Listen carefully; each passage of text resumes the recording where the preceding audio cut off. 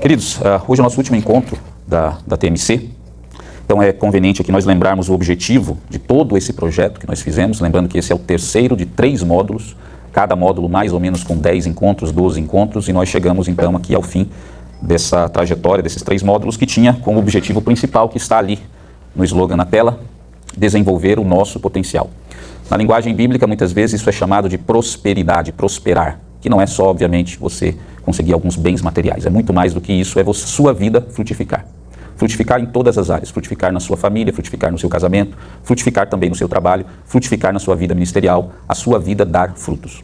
O que ocorre, muitas vezes, que deu origem a esse projeto, é que existem muitos obstáculos, impedimentos, coisas que impedem a nossa vida de avançar, de se desenvolver, de prosperar, de nós atingirmos o nosso maior potencial, aquilo que Deus desenhou para todos nós. E nós vimos ao longo desses 3 módulos, a maioria que talvez não participou do primeiro, participou de parte do segundo, mas resumindo, nós vimos que, em primeiro lugar, o que impede a nossa vida de prosperar, o que nos impede de desenvolver o nosso maior potencial na vida, muitas vezes, é a falta de semeadura. É que nós não plantamos.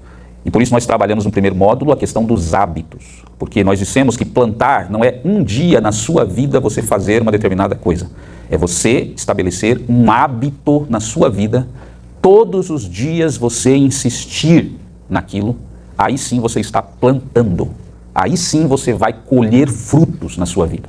Então por isso, no primeiro módulo desse projeto, nós entramos e aprofundamos nos hábitos, como nós plantamos sementes e colhemos frutos na nossa vida. Se nós não plantarmos, simplesmente nós não vamos colher.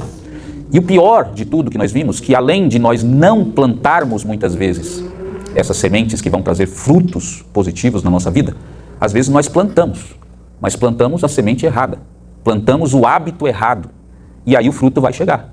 Só que não é um fruto que é bom, não é um fruto que vai edificar, não é um fruto que vai fazer você prosperar, não é um fruto que vai levar você a desenvolver o seu potencial. E por isso nós trabalhamos então não só os hábitos que nós precisávamos ou precisamos ainda construir, mas como os hábitos que nós precisamos tirar da nossa vida. Além dessa falta de semeadura que impede todos nós de atingirmos o nosso potencial, nós vimos também que crenças falsas que nós nutrimos também nos impede de alcançar o nosso potencial, o potencial de Deus para a nossa vida. Nos impede de prosperar, de desenvolver, de crescer, de amadurecer. Crenças falsas. E aí todo o segundo módulo, praticamente, nós trabalhamos em uma série, um conjunto de crenças que são falsas e sabotam a nossa vida. E nesse terceiro módulo, nós continuamos a respeito dessas crenças falsas e focamos em uma crença, uma única crença, todo módulo, que é uma crença que tem um altíssimo poder destrutivo na nossa vida. Na família, no casamento, na igreja, no trabalho, em todas as áreas. Alguém se lembra que crença era essa? Falsa? Eu sou bom e o outro é ruim. Muitos de nós vimos isso, aprofundamos nisso, temos uma crença, ela não é declarada. Ela está inconsciente como um programa que está rodando lá dentro de nós. Eu sou bom, o outro é ruim. E esse terceiro módulo, praticamente, nós fizemos a terapia cognitiva aí para desconstruir essa crença que causa tantos estragos na nossa vida. E se você for curado desta crença, que você é bom e o outro é ruim, a sua vida vai avançar, a sua vida vai prosperar, você vai crescer e vai desenvolver. Se você não superar, se você não desconstruir essa crença, se mesmo com todo o esforço ela continuar operando em você, você vai continuar estagnado na sua vida, em todas as áreas. Então, hoje, nós vamos terminar essa terapia cognitiva da desconstrução dessa crença. Esse é o nosso objetivo. E preciso fazer aqui uma rápida revisão, então, para nós chegarmos no ponto da conclusão.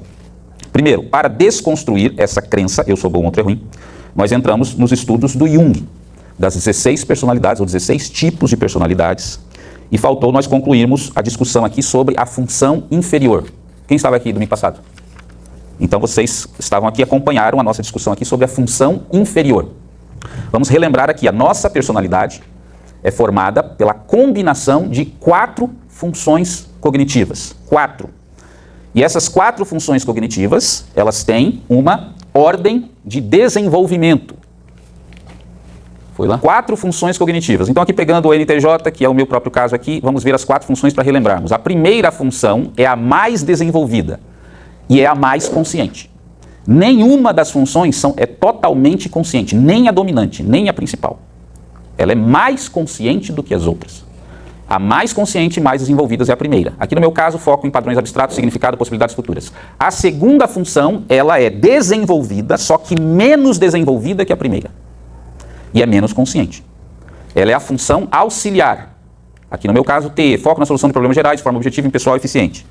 A terceira função, no meu caso é o FI, a terceira função, ela já é mais inconsciente do que consciente. E é por isso que eu disse para vocês que essa terceira função, ela vai atingir o auge, mais ou menos, do desenvolvimento dela, depois dos 40 anos. Você vai começar a desenvolver lá pelos 30, inicia o desenvolvimento, nos 40 você já está razoavelmente desenvolvido, dos 40 aos 50 você atinge o auge do desenvolvimento da terceira função. Mas ainda assim ela é menos desenvolvida que a segunda, menos desenvolvida que a primeira. Ela é mais inconsciente que a segunda, mais inconsciente que a primeira também. E por fim, nós temos a função inferior, no meu caso aqui, SE, foco no presente concreto, sensorial. Essa função inferior, ela é a menos desenvolvida das funções e é a mais inconsciente de todas. E, por consequência, é a que mais gera problemas na nossa vida. Então, nós falamos, basicamente, sobre essa função inferior no domingo passado.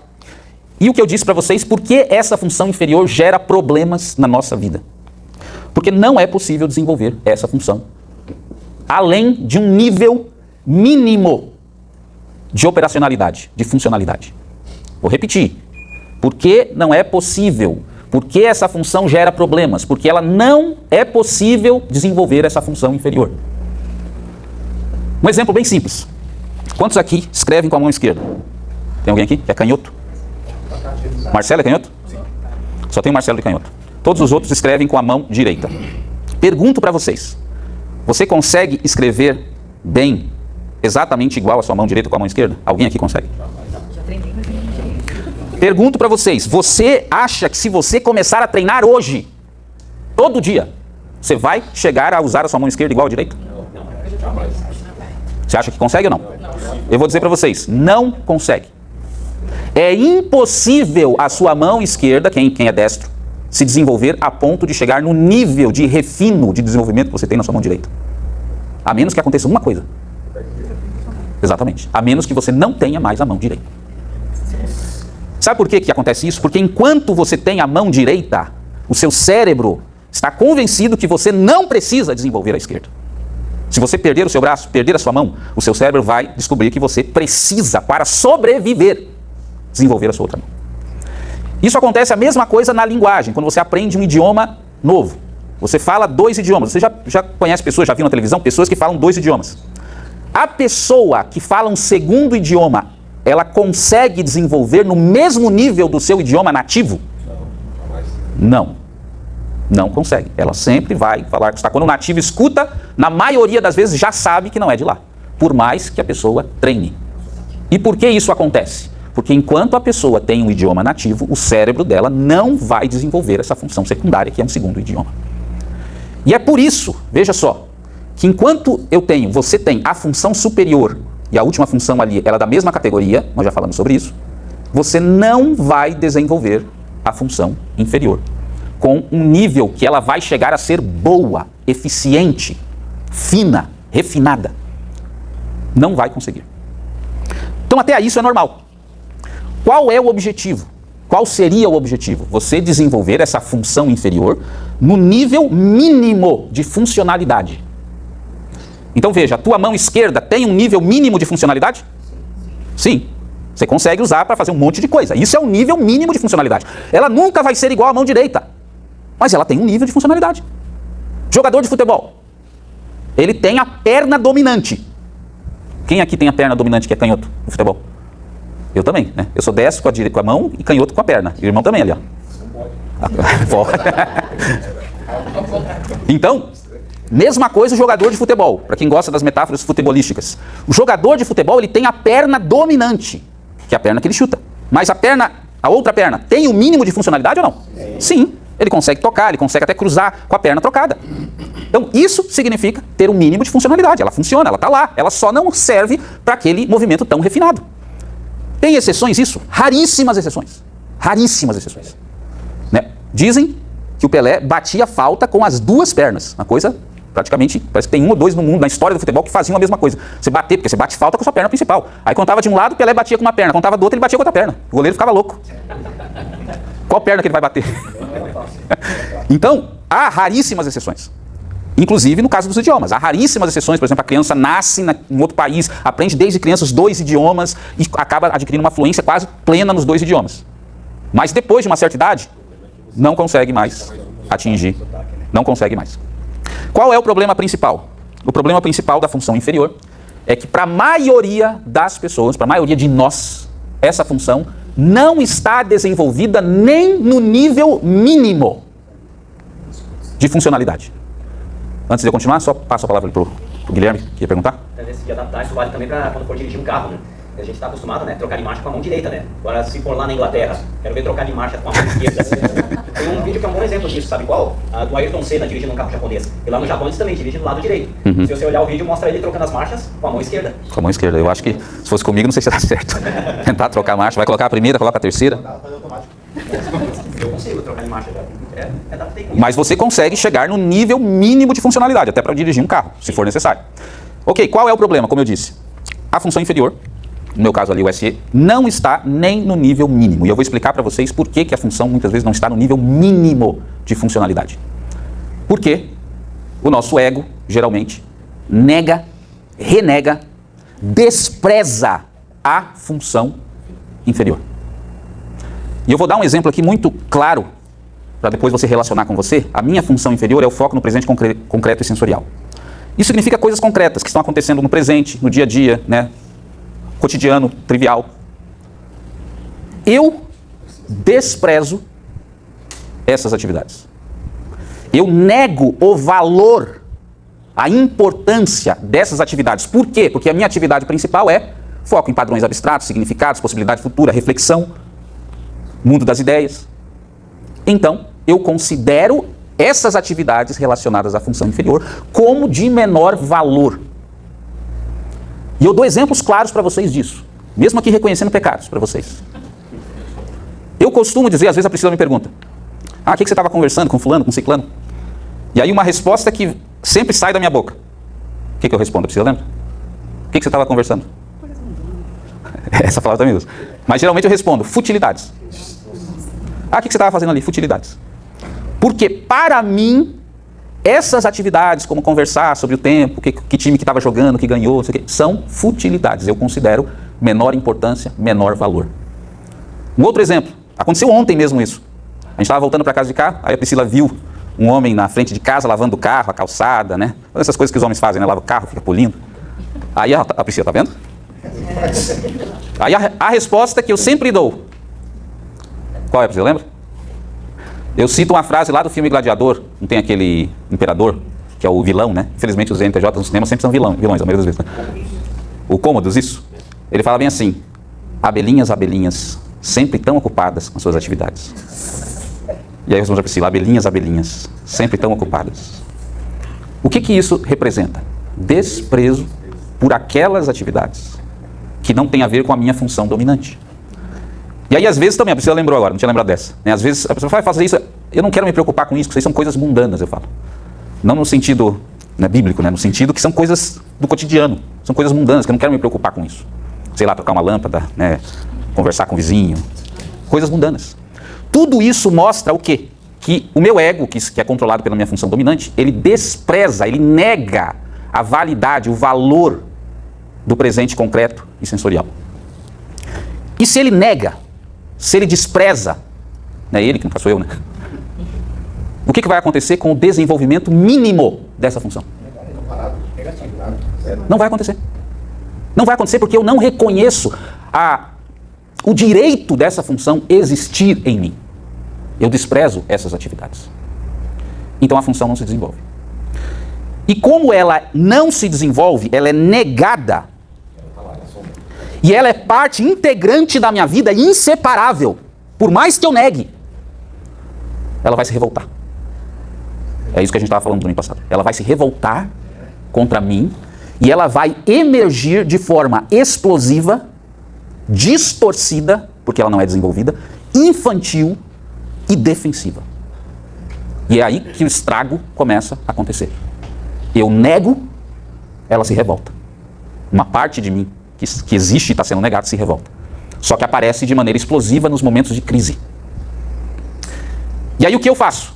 Quando eu vejo esse lado que não é bonito, principalmente porque não é desenvolvido, aqui a gente viu também, ó, em crise, a limitação da função inferior, ó, dificuldade de estar aqui agora imediato, no concreto, dificuldade de improvisação, negligência da saúde, do descanso, sinais físicos, e em crise, sobrecarga sensorial, imediatismo exagerado, impulsivo, sem pensar nas circunstâncias, indulgência sensorial, busca por estímulos sensoriais externos e baratos. Essa é a explosão que acontece por ela ser negada. Só que isso me assusta, porque ela está totalmente distorcida, isso gera estrago à minha volta. Então sabe o que eu faço? Antes eu negava, agora eu reprimo. Eu coloco embaixo do tapete. Eu não quero deixar essa função aparecer. Porque agora eu me convenci mais ainda de como ela é indigna. De como ela é ruim. Aí eu escondo. Mas só quando você reprime uma coisa, o que acontece? Ela desaparece porque você enfiou embaixo do tapete? Não, só vai acumular. Vai acumular embaixo do tapete, acumular e vai voltar pior ainda. Não resolve. E aí chega no ponto mais crítico. Eu começo a projetar essa minha experiência com essa função inferior, que eu desprezo, eu começo a projetar em outras pessoas que têm essa função superior desenvolvida. Em quem que eu vou projetar isso? No meu oposto. Quem é o meu oposto? É o artista performático. O artista performático, ele tem esta função, SE, como a função superior. Eu tenho essa função como inferior. Eu tenho problemas com essa função. Para mim, isso é superficialidade. Essa função são coisas banais. Então eu projeto nessas pessoas, especificamente aqui na Alexandra e na Alana, para mim, essas pessoas são o quê? Superficiais. São pessoas superficiais, são pessoas que estão vivendo totalmente ali, irresponsavelmente no presente, sem pensar no futuro, sem pensar em consequências. São as abelhinhas. As abelhinhas estão ocupadas com as suas atividades. Só que a pergunta é a seguinte: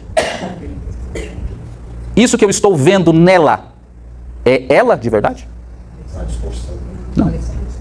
É simplesmente a distorção que eu crio da imagem nela, porque eu nego isso na minha própria vida.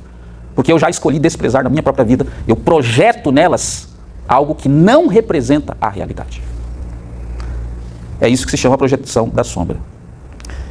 E o interessante nisso é que não é assim tão preto e branco. A relação que você tem com a pessoa que é o seu oposto, tipo oposto, é uma relação que oscila entre admiração e fascínio e repulsa, né? E por quê?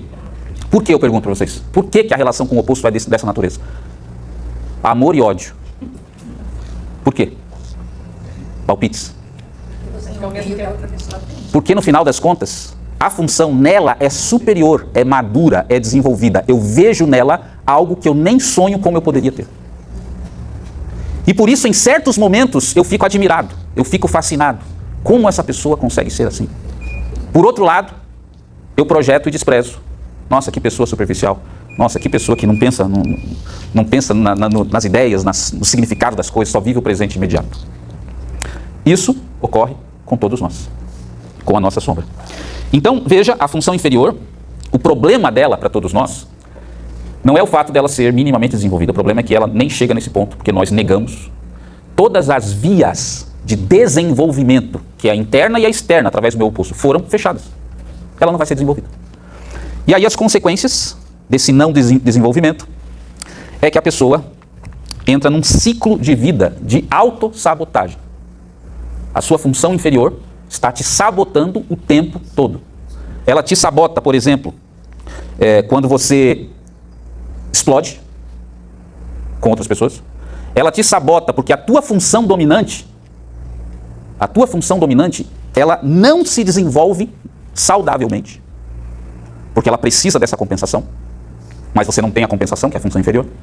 Então ela vai se desenvolver de uma maneira não saudável. E também te sabota porque você fica projetando nos outros a sua sombra. E você não consegue trabalhar em equipe de uma maneira saudável. Você tem problema de conviver com pessoas, principalmente as diferentes. E por fim, você não não desenvolve o seu potencial. Simplesmente. Porque você está nesse ciclo de autossabotagem. Então, isso acontece com todos. Por isso eu vou deixar lá para vocês aqui a lista dos tipos opostos, tá? Para você se identificar ali, encontrar o seu tipo exatamente oposto. Então, por exemplo, inovador, o oposto é o guardião da harmonia ali, já tem vários aqui, só que não tem inovador no nosso meio, pelo menos que a gente saiba, né? Filósofo estrutural, artista performático, artista teórico é o cuidador, comandante é o artista sensorial, também não tem comandante nem artista teórico dos testes que nós fizemos, filósofo humanista, também aqui mais um par, mais um par, mais um par. O ativista, o guardião da estabilidade. Vamos fazer a análise aqui de um que tem bastante, né? Porque a NTJ só tinha um, para a gente ver com mais detalhes aqui esse processo. Vamos pegar aqui um que tem bastante, que é o ISTJ, geralmente é o maior percentual de pessoas no mundo, são INTJs. Então aqui seria Priscila Sena, Tiago, Guilherme, Davi, Marli, Carlos, Marcelo, Gil. Qual é a função dominante? SI, foco no já estabelecido, funcional, seguro e estável. Qual é a função inferior? Foco no novo, múltiplas alternativas e possibilidades. A função inferior dessas pessoas, tem alguns aqui dali, né? Tem Priscila, Guilherme, Carlos, Marcelo, etc. A função inferior dessa pessoa é o novo. Múltiplas possibilidades, alternativas, coisas novas. O que isso vai gerar? Dificuldade com o imprevisível, em assumir riscos, mudanças de rotina, dificuldade com inovação, explorar outras possibilidades, prefere o conhecido. Em crise, essas pessoas, a função dominante vai se rebelar. Caos mental, pensamentos catastróficos, negativos, ansiedade, é sempre distorcida quando tem crise. Indecisão extrema, sensação de perda de controle, atos impossíveis, desregulação das rotinas, interpretação distorcida da intenção dos outros. A pessoa que tem essa função inferior, ela vai projetar a sua sombra em quem mesmo? Aqui. No André. No André. Exatamente, no ativista. Olha só, a função dominante é SI, função inferior NE. A função do ativista é NE dominante, FI inferior. Eles são opostos. Vai projetar a sua sombra no André. Isso não é brincadeira. O André fala, por isso que eu tenho tanto problema. Pode ser que não seja só por isso também. Mas é também por isso. Porque o ativista, geralmente, o NFP, ele tem um percentual menor na população. O oposto dele é o maior percentual da população. Então vai ter muita gente projetando a sua sombra nele. Então ele vai ter dificuldades relacionais, sem sombra de dúvidas. Mais do que outros. Muito mais. Só que aqui, reforçando a questão da função, voltando ali, da função inferior. O que é essa rejeição que o INTJ tem no novo? Na mudança. O INTJ, ele rejeita, ele nega isso que tem nele. Essa função que é para lidar com o novo, com a mudança. Porque ele é exatamente o oposto, a dominante dele é seguro, estável, estabelecido. E é por isso que hoje, isso aqui poderia ser traduzido em uma palavra. O NTJ, ele é um tipo conservador. Ele gosta de conservar e de estabilidade. Agora, o ENFP, o ativista, ele não é um tipo conservador. Ele é o contrário. Ele é um tipo que gosta sempre de estar inovando. Coisas novas.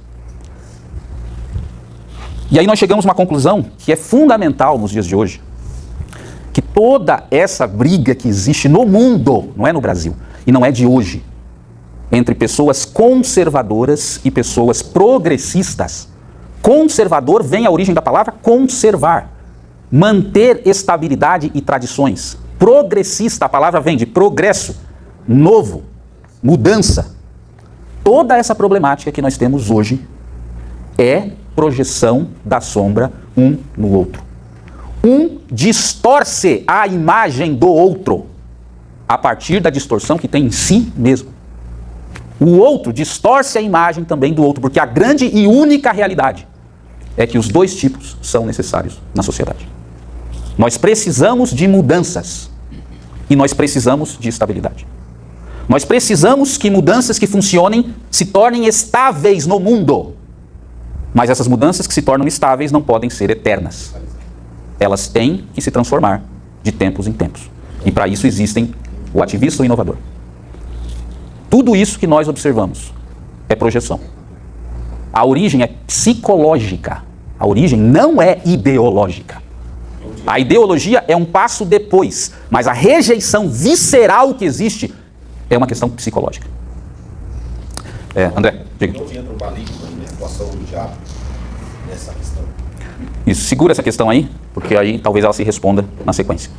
Outro par aqui, que tem a mesma função dominante, que também é a maioria, o guardião da harmonia, também busca estabilidade, busca a ordem, busca manutenção de tradições. Ele é o oposto exatamente do inovador, que busca a mudança. A função dele, dominante, é orientada para a mudança. Os dois são necessários na sociedade.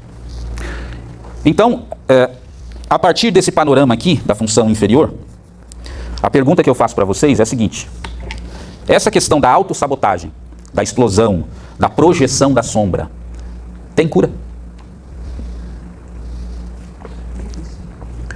Esse subdesenvolvimento da função inferior que gera tantos problemas, como a gente já viu agora, no mundo, em nível de sociedade, tem cura?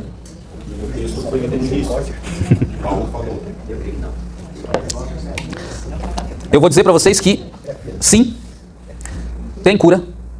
Eu vou dar para vocês a resposta do Jung para isso, e em seguida eu vou fazer a relação com o Evangelho e com o texto que nós lemos hoje. O que o Jung disse? Para ocorrer a cura, deve haver o que ele chamou de integração da função inferior. O que é essa integração? Primeira coisa, não é desenvolver essa função ao nível que ela se torna forte, porque isso, como nós vimos, nunca vai acontecer. Você consegue desenvolver a sua função secundária para ela ficar forte. Você consegue desenvolver a tua terciária para ela ficar forte. Como eu disse, a inferior você não vai conseguir. Ela nunca vai ser forte. Então o que é a integração? Muito simples. É você parar de negar. Você parar de desprezar essa função.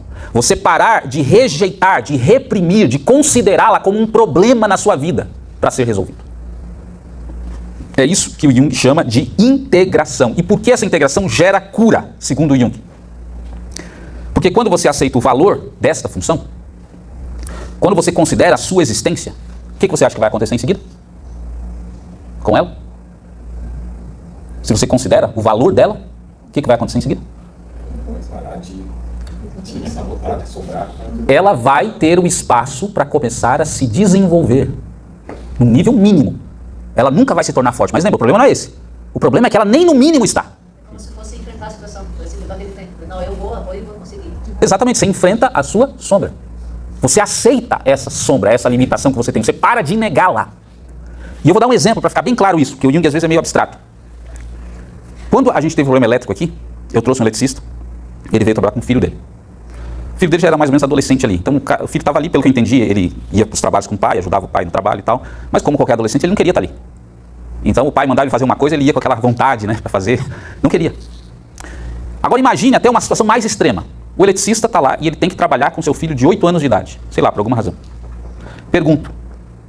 A qualidade, a habilidade técnica de uma criança de 8 anos de idade trabalhando junto com seu pai eletricista vai ser adequada? Não, é uma criança.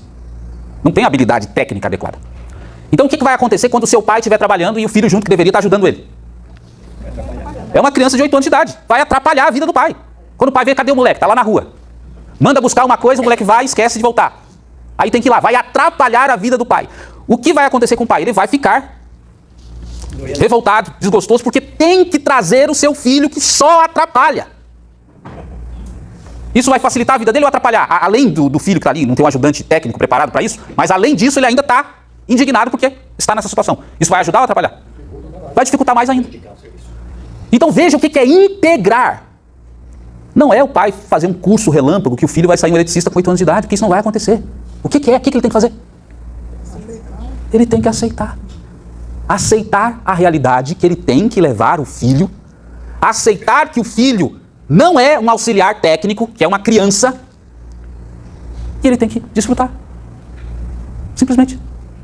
Em vez de ele ficar brigando com o filho, criticando o filho, falando que o filho tem que aprender isso aqui com 8 anos de idade, ele tem que aceitar. E olha que interessante, quando ele parar de reprimir o filho, ele vai dar o espaço para o filho começar a aprender também, a se desenvolver. E aí ele vai chegar num equilíbrio nessa relação dele com o filho e com o trabalho. E ele, de repente, vai até achar melhor do que antes, porque ele está passando tempo com o filho dele, ele vai começar a ver coisas que ele não via antes. Ele vai ficar em paz. O que ele fez foi integrar o filho na sua vida laboral.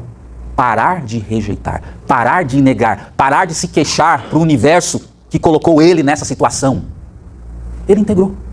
E aí ele é mais feliz. E aí ele abre espaço. O filho, claro, é a função inferior. O pai é a sua função dominante. Integrar é você simplesmente aceitar que isso faz parte de você. Integrar na sua vida. André? Sim. Falou com o outro iniciante, mas você negar que o diabo existe, a existência do diabo não vai te proteger dele.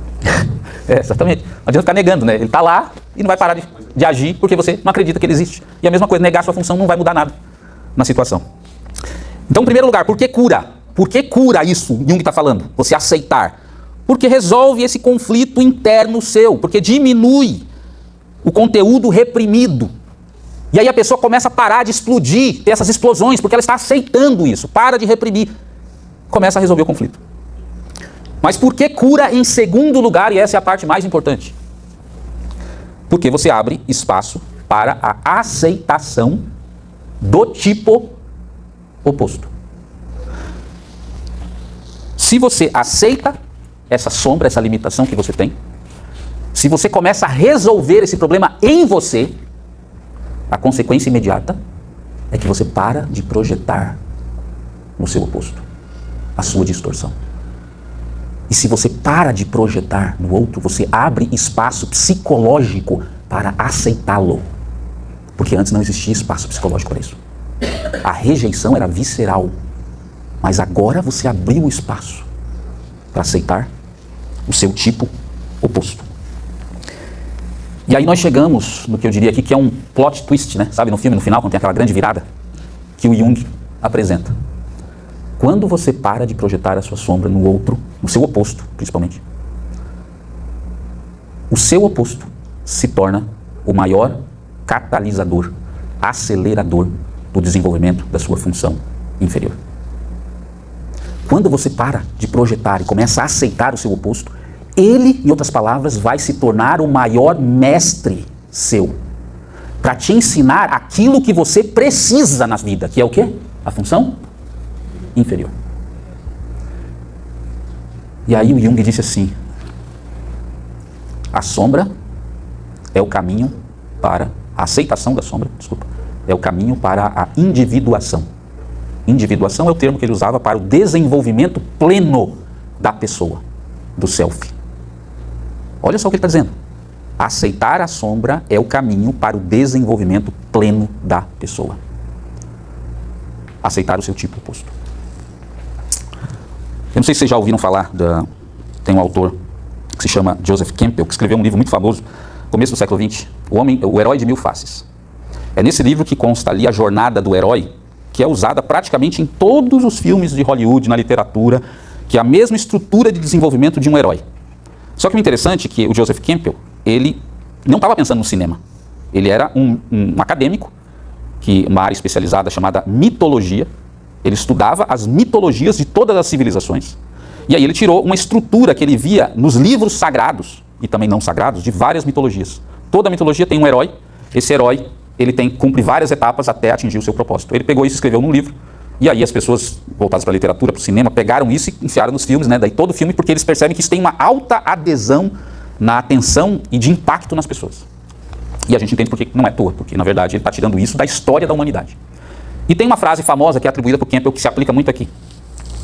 Ele disse o seguinte: a caverna que você teme entrar esconde o tesouro que você procura.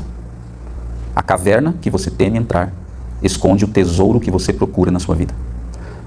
Agora, o que muitos não sabem é que o Campbell, ele era um estudioso assíduo do Jung.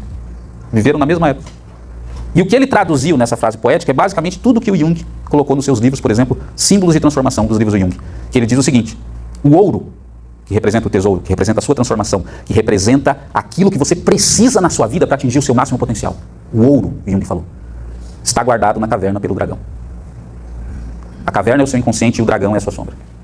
Enquanto você não entrar na caverna, enfrentar isso que você nega, e aceitar o seu oposto, você não vai conseguir o ouro.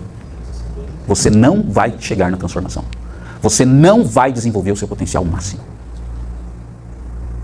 O tesouro que você procura está dentro da caverna que você não quer entrar. Então qual é a cura que o Jung sugere, resumindo de maneira muito simples? Aceitar a si mesmo, as suas limitações. As suas limitações. E aceitar quem? Aceitar você mesmo e aceitar quem mais? O outro. O seu oposto. Aceitar você, aceitar o outro. Ele diz, se você fizer isso, você vai chegar no seu potencial máximo na vida. E esse é o ponto que a sabedoria horizontal que nós trabalhamos ao longo de todo esse módulo, pela experiência através do Jung, novamente se encontra com a sabedoria vertical. Esse é o ponto de encontro. Porque o texto que nós lemos, o estudo do Jung, ele sai dos tipos psicológicos, dos dons das pessoas, que a gente chamou de superpoderes, e chega aonde? Você tem que aceitar os outros. Se você não aceitar, você não vai progredir na sua vida. E o apóstolo Paulo, ele começa no capítulo 12, falando sobre o quê? Quem lembra dos outros domingos? Antes de chegar no 13 que nós lemos, por isso que eu li o finzinho do capítulo 12, está falando do quê? Dos dons. Está falando dos tipos de pessoa que Deus escolheu, que são diferentes. Apóstolos, uns para presidir, outros misericórdia. Está falando dos dons. Mas onde ele chega no capítulo 13? No amor. Tudo crê, tudo sofre, tudo espera, tudo padece, tudo suporta. E ele não explica. Paulo não explica por quê. E nem Jesus explica isso em detalhes. Ele só fala o seguinte, ó, você tem que amar, aceitar as pessoas. Se você não aceitar, Efésios capítulo 4, existem dons para o aperfeiçoamento dos santos, até que todos cheguem à medida da estatura de Cristo, à maturidade, para que não sejam mais como meninos, crianças, sem maturidade nenhuma. Mas Paulo está explicando aqui, a maturidade se chega através do amor. Você aceitando as outras pessoas e principalmente o seu oposto, que é o mais difícil de aceitar. Você aceitando as suas limitações. Não, eu sou bom, o outro é ruim. Eu sou bom, o outro é ruim, aceita as suas próprias limitações? Não. Eu sou bom, o outro é ruim, aceita o outro? Não. Então aqui, Jung chegou na mesma conclusão que o apóstolo, que Jesus, que não explicam os detalhes psicológicos por trás disso, mas eles apontam o caminho. Você quer se desenvolver na sua vida? Você quer chegar na maturidade? Você quer crescer? Você quer atingir o potencial máximo de Deus para você? Não fuja da caverna. Que é você olhar para dentro de você e entender, eu não sou melhor que ninguém. Eu tenho limitações como qualquer outro. E olhar para as outras pessoas que você tem dificuldade de aceitar.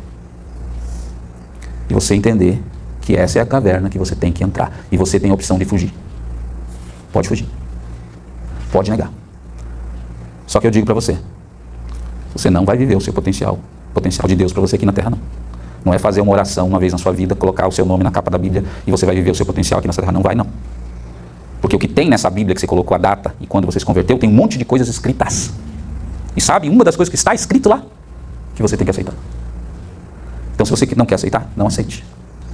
Mas você não vai viver esse potencial aqui nessa vida. Não vai.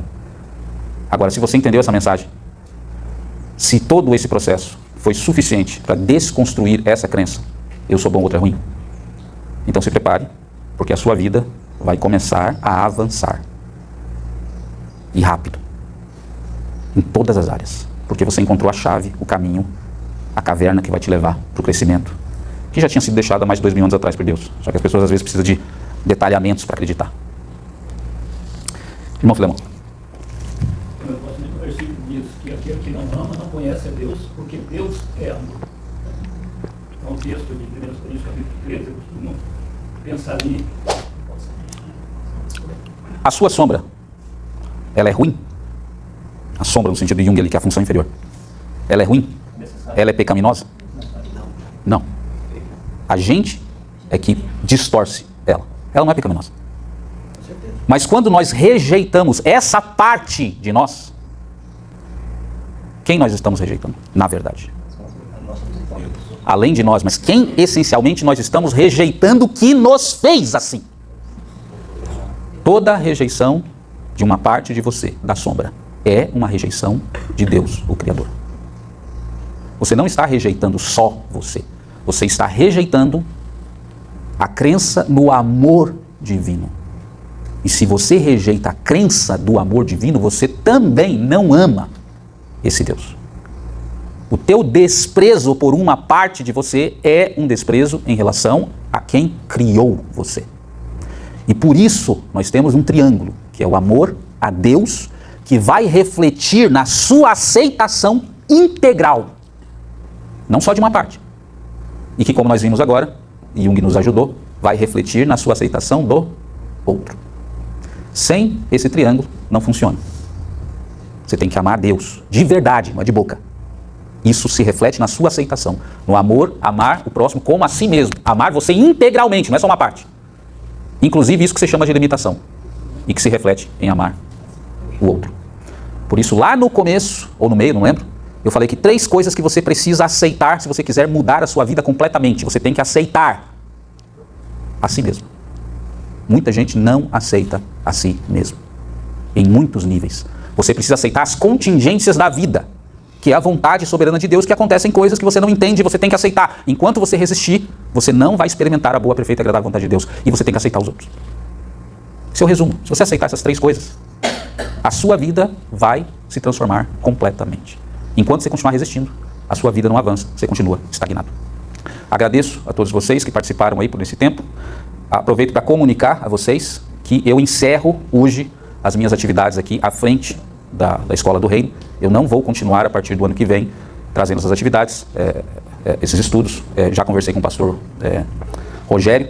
Vou continuar aqui entre os irmãos, mas a partir do ano que vem eu me dedico a uma outra etapa, um outro ciclo da minha vida que não envolve mais estar aqui ensinando a vocês. Outras pessoas vão assumir essa posição. Domingo que vem ainda estou aqui. Vou fazer o que eu estou chamando aqui de meu último sermão. Não pretendo mais atuar diretamente com sermões com esse formato. Né? Vou trabalhar com outros projetos que não envolvem mais isso. Não vou dizer que é o último da vida, né? Porque a gente nunca sabe o que Deus vai mandar a gente fazer. Então pode ser que no meio do caminho, no futuro aí, eu volte a fazer algum sermão. Mas de 5 em 5 anos. Mas até o momento será o último sermão que eu vou fazer um apêndice. Agora vai ser um sermão mesmo, não vai durar 1h30, que nem costuma durar aqui. Mas vai ser um sermão rápido, 40, 50 minutos, que eu vou voltar para o Sermão da Montanha, que foi onde tudo começou. Para a gente fazer alguns complementos na forma mesmo de sermão. Vamos falar das consequências da rejeição do outro. Consequências espirituais agora, da rejeição do outro, usando o Sermão da Montanha. Então se você quiser prestigiar, porque depois nós nos despedimos. E aí vocês só vão me ver por aí de vez em quando, aparecendo aí para assistir algum culto com vocês. Tá? Então Deus abençoe. Obrigado. Se coloca de pé para a gente orar. E aí vocês estão dispensados.